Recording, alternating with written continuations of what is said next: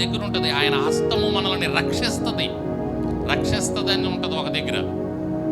ఆ మాట కూడా చూడండి, ఆ మాట కూడా చూపిస్తాను మీకు. 38వ కీర్తనలోనే 38వ కీర్తనలో అది మనకు అనుభవిస్తే ఆ ఆనందం అండి, ఆ సంతోషం, ఆయన హస్తం యొక్క విలువ. అందుకనే ఆయన హస్తము గురించి మీకు నేను తెలియజేస్తూ ఉన్నాను. ఆయన చేతిని మీరు నమ్మండి, ప్రార్థన చేయండి, ఆయన తన హస్తముతో మీకు సహాయం చేస్తాడు. 138వ కీర్తన 7వ చరణం చూడండి. 7వ చరణం, నేను ఆపదలలో చిక్కుకొని ఉన్నాను, చిక్కుబడి ఉన్నాను. నువ్వు నన్ను బ్రతికించెదవు, నా శత్రువుల కోపము నుండి నన్ను రక్షించుటకై నీవు నీ చెయ్యి చాపెదవు. నీ కుడి చెయ్యి నన్ను ఏం చేసింది? ఆయన కుడి చెయ్యి రక్షించిందంట. దావీదు అంటున్నాడు ఇక్కడ, నీ కుడి చెయ్యి నన్ను రక్షించింది. రక్షణ, ఆదుకుంటాడు, పట్టుకుంటాడు, రక్షిస్తాడు. హల్లెలూయా. ఎన్ని సందర్భాల్లో యోసేపు జీవితం మనం తీసుకుంటే ఎన్ని సందర్భాల్లో ఆయన తన చేతితో యోసేపును పట్టుకొని రక్షించాడండి.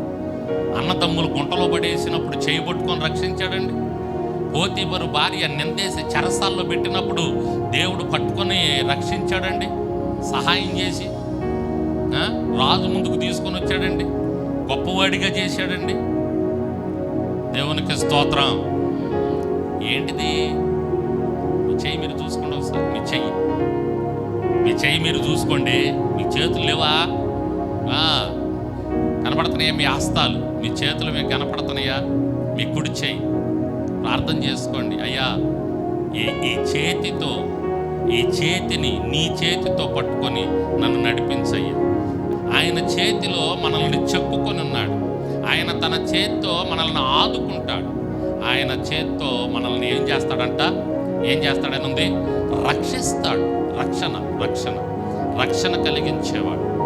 అందుకనే ఈ చేతిలో ఏం కొట్టించుకున్నాడు? ఆయన సిలువలో వేలాడుతున్నప్పుడు ముందుగా ఆయన కుడి చేతిలోనే శీలను కొట్టారు.